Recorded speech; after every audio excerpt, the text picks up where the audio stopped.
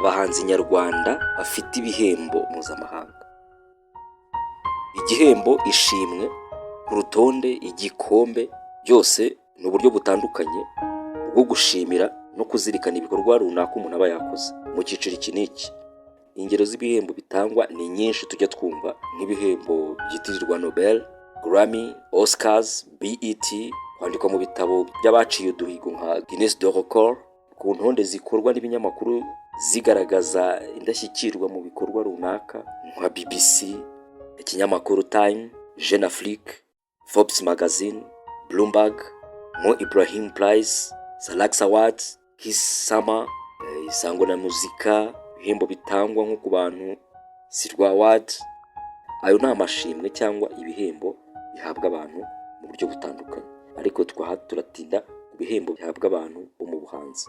Ibihembo bitangwa bikagira agaciro bitewe n'ubitanga, ndetse rimwe na rimwe n'agaciro kabyo mu mafaranga bikagenda bisumbana bitewe n'ababitanze. Utanga ibihembo ashingira ku bunararibonye afite mu ngeri abitangamo, kuko aba yizi ayikurikiranira hafi. Uhawe cyangwa utsindiye igihembo runaka kimuhesha agaciro mu ngeri yagiherewemo, ndetse kikamufungurira amarembo bimuhesha kujya ku rundi rwego rwisumbuye ku rwo yari ariho. Muri iki cyegeranyo tugiye kugaruka ku bahanzi b'Abanyarwanda batwaye ibihembo mpuzamahanga. Nibavuga abahanzi ntukajye wumva abanyamuziki gusa, ubuhanzi buragutse, ni bugari cyane. Ugasanga abahanga bagaragara cyane mu nganda ndangamuco zirimo umuziki, ubwanditsi bw'ibitabo, abakora za filime, abakina amakinamico, abanyarwenya, abanyabukorikori, abafata amafoto n'izindi ngeri. Muri make ni abakorera mu kibuga cy'imyidagaduro. Igihembo cyitwa ko ari mpuzamahanga igihe cyahataniwe n'abantu baturutse mu bihugu bitandukanye. Muri iki kigeranyo reka tugaruke ku Banyarwanda 7 bo mu ngeri zitandukanye z'ubuhanzi bafite ibihembo mu ruhando mpuzamahanga. Umwanya wa 7, Michael Sengazi. Michael Sengazi ufite RFI Talent de Rire 2019. Michael Sengazi ni umunyarwanda w'umunyarwenya w'umuhanga bishimagirwa n'igihembo mpuzamahanga yahawe mu 2019 agihawe na RFI. Igihembo RFI Prix Talent du Rire cyari gitanzwe ku nshuro ya 5. Sengazi impano ye mu gusetsa yafunguriwe imiryango n'ubumenyi butandukanye, bwabo ubwo yakuye mu mashuri, muri kaminuza yize amategeko, ndetse Sengazi kumenya indimi zitandukanye zirimo Ikinyarwanda, Ikirundi, Igiswahili, Icyongereza, Igifaransa n'Iringara n'izindi byaguye amarembo ye mu mwuga wo gusetsa, bikamuhesha kwitabira ibitaramo n'ibiganiro by'abanyarwenya mu bihugu bitandukanye. Mika nk'uko bakunda kumwita, uretse kuba ari umunyarwenya, ni umukinnyi w'ikinamico, akaba n'umwanditsi w'ibitabo birimo icyo yanditse kigenewe abana cyitwa Color My World. Mika Sengazi uretse kuba atwara ibihembo mpuzamahanga, nawe bwe ni mpuzamahanga, dore ko avuga kuri se w'umurundi na nyina w'umunyarwandakazi. Mwanya wa 6, Joel Karekezi ufite igihembo mu ruganda rwa sinema Etalo Doyenenga gitangwa ku rwego rwa Afurika. Joel Karekezi ni umunyarwanda ukora film ku rwego mpuzamahanga, bishimangirwa n'ibihembo mpuzamahanga ahabwa ashimirwa sinema akora. Karekezi wize uburezi akihugura mu kigo cya Maisha Films Lab, ndetse no mu masomo yize byiyakure muri Canada, yiyeguriye gukora filime by'umwuga kuva mu mwaka wa 2009. Yakoze filime zitandukanye zirimo iyitwa Imbabazi, The Pardon, n'izindi zimuhesha ibihembo bitandukanye, ariko yamwaguriye amarembo ikamushyira ku gasongero, ikamuhesha ijambo mu ruhando mpuzamahanga rw'abakora sinema ni filime Mass of the Jungle, La Miséricorde de la Jungle. Wagenekereza mu Kinyarwanda ukavuga ko ari impuhwe z'ishyamba, imbabazi z'ishyamba. Iyi filime yakoze mu 2018. Mu 2019 yamuhesheje igihembo gikuru Etalo Doyenenga gitangwa mu iserukiramuco nyafurika rya sinema FESPACO, gitangirwa muri Burkina Faso. Filme Mass of the Jungle hejuru y'ibihembo yamuhesheje, yamufunguriye amarembo no gutegwa amatwi n'abakorera mu ruganda rwa sinema ku rwego rw'isi, bimuhesha ubushobozi mushyira ku rundi rwego. Mu 2021 iyi filime yamuhesheje igihembo muri Trophée Francophone de Réalisation 2021, igihembo gitangwa mu bihugu bikoresha ururimi rw'Igifaransa. Karekezi Joel mu gutanga umusanzu ukubaka uruganda rwa sinema no mu gusangiza abandi ubumenyi n'ibyiza amaze kugeraho, yashinze ikigo Karekezi Film Residence, gifatwa nk'igicumbi cy'ahakorerwa imishinga ya filime, kigahuza abashoramari, abanditsi, abayobozi, abakinnyi n'abatekinisiye bo mu ruganda rwa sinema. Iki kigo gifite icyicaro mu karere ka Rwamagana. Ku mwanya wa gatanu, Yvan Buravan afite igihembo RFI Prix Découverte cya 2018.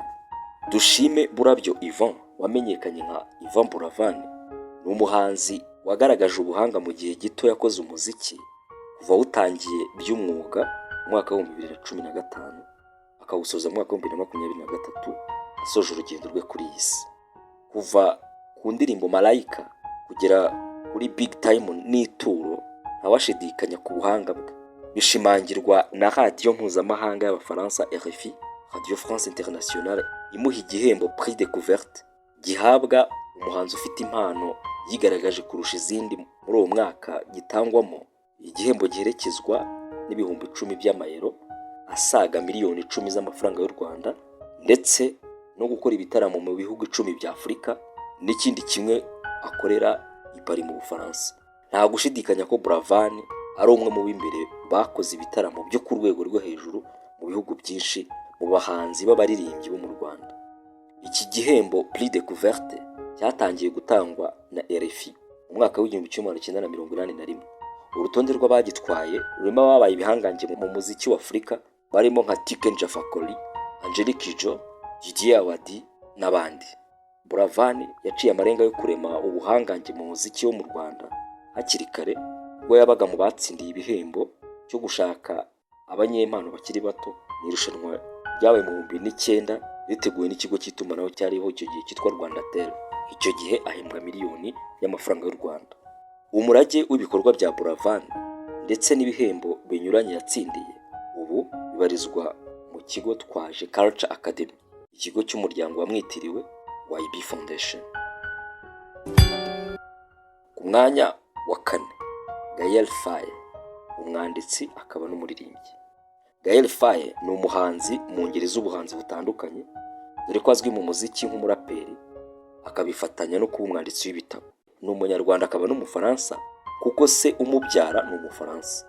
Nyuma yo gukora umuziki akorera mu itsinda Milk Coffee and Sugar, bakakora album bakayita Découverte.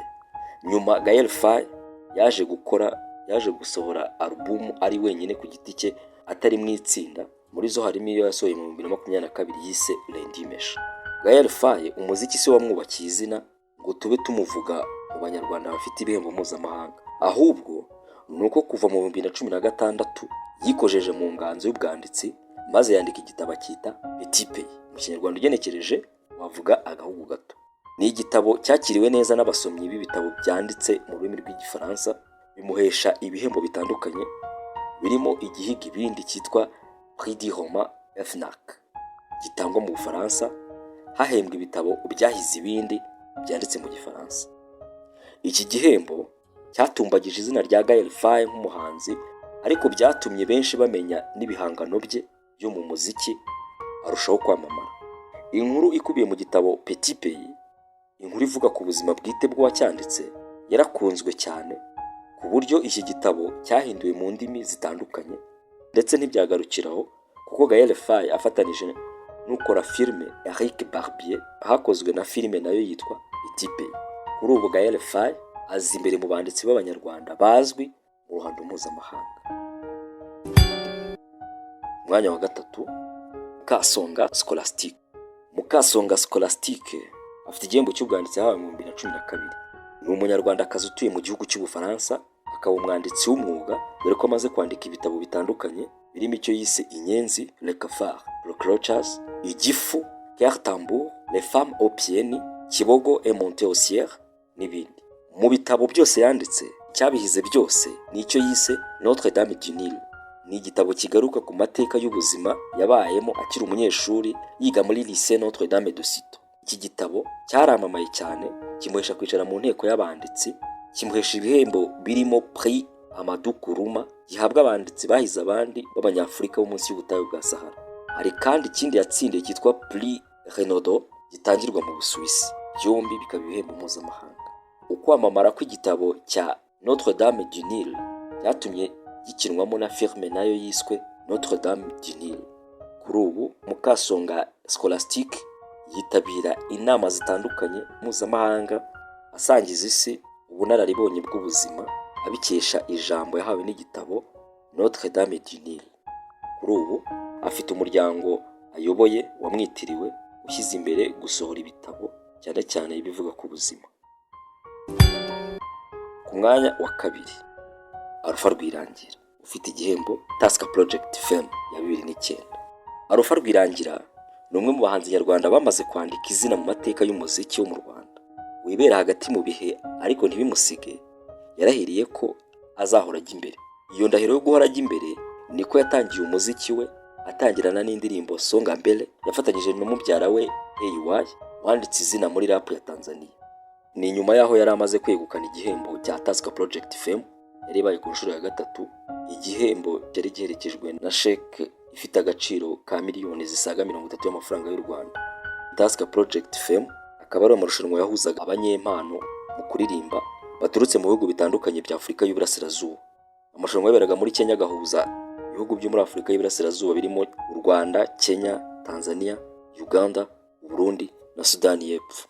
Umurindi w'ijwi rya Alpha Rwirangira mu ndirimbo Turumwe yakoreye muri aya marushanwa yatigishije akarere ka Afurika y'Iburasirazuba. Judge Ian wabaga watitije benshi muri aya marushanwa nawe ubwe aremera akura ingofero. Kuva ubwo Alpha Rwirangira yahise akomeza urugendo rw'umuziki nk'uwabigize umwuga. Mu mwaka wa 2011 asohora album yise One Africa. Kuri ubu Alpha Rwirangira ni umwe mu bahanzi babihagazemo neza umaze imyaka isaga 10. Umwanya wa mbere Samputu Jean Paul ufite igihembo Kora Award cya 2003. Hari imvugo mu Kinyarwanda ikunda gukoreshwa bashaka kuvuga ko umuntu asobanukiwe n'ibyo akora ndetse abifite mu bunararibonye, bakavuga ngo runaka ni umusaza. Iyi mvugo niyo yagufasha kumva neza no gusobanukirwa Samputu wari we. Umva nawe, Samputu yavutse mu mwaka wa 1962, akora umuziki kuva mu mwaka wa 1977 ahereye muri korali. Anyura mu matsinda atandukanye harimo Orchestre Nyampinga yandikiyemo indirimbo Ramba Africa, anaba muri Orchestre Ingeri yarabereye umuyobozi. Nyuma y'ahagaritse gukorera mu matsinda mu orchestre, Samputu yaririmbye ku giti cye maze indirimbo zo mu bihe bye nka Nimuze Tubyine, Umwana Nikundiye ziracurangwa karahava, ariko byagera ku yitwa Ange Noire yo ikabica bigacika. Abazi amateka y'umuziki nyarwanda bazi iby'indirimbo Ange Noire yakoze. Iyi yahinduye amatwara n'imyumvire ya benshi umuziki nyarwanda. Abayizi murabyumva. Indirimbo yabaye rurangiza igashyira Samputu ku gasongero ikamwicaza ku ntebe isumba izindi mu muziki nyarwanda. Ni indirimbo Nyaruguru. Indirimbo Nyaruguru ni indirimbo iri mu zifatwa nk'ikirango cy'umuziki nyarwanda w'umwimerere. Iyi ndirimbo niyo yesheje Jean Paul Samputu igihembo cya Kora All Africa Music Awards nk'umuhanzi mwiza w'indirimbo gakondo mu mwaka wa 2003, Best African Traditional Artist 2003. Aha kandi yanahataniraga igihembo cy'umuhanzi mwiza w'umunyafurika utanga icyizere 2003, Most Promising Africa Male Artist. Kora Award ni igihembo kigereranywa na Grammy itangirwa muri Amerika. Ni igihembo gitangwa ku rwego rwa Afurika, cyatangiye gutangwa mu mwaka wa 1994. Kikaba cyaratwawe na bamwe mu bihangange by'umuziki wa Afurika barimo Isunduru, Koffi Olomide n'abandi. Uburemere bw'iki gihembo bwafunguriye Samputu imiryango mpuzamahanga, maze Samputu nawe nk'umuntu uzi icyo ashaka arakataza ndetse ahita yiyegurira gukora umuziki ushingiye ku njyana z'umwimerere gakondo. Kwamamara kwa Samputu kandi byamuhesheje ibindi bihembo bigiye bitandukanye ku rwego mpuzamahanga. Nyuma yo kwegukana iki gihembo cyatangiye muri Afurika y'Epfo bigakuza izina rye muri Afurika no hanze yayo, Samputu nk'umuntu w'umusaza mu gakino mu byo akora agarutse mu Rwanda icyo gihe yahise aca kandi gahigo ubwo yinjizaga bwa mbere ku butaka bw'u Rwanda imodoka ya limousine. Samputu kuri ubu yabaye umwigisha w'amahoro, Peace Ambassador ku isi hose, ariko anabyaza umusaruro ibihangano bye byo hambere bucece asarura aho yabibye. Abo bamwe mu banyarwanda bamaze gutwara ibihembo mpuzamahanga. Bakoze cyane. Umwanya wawe, subscribe dusubira ubutaha.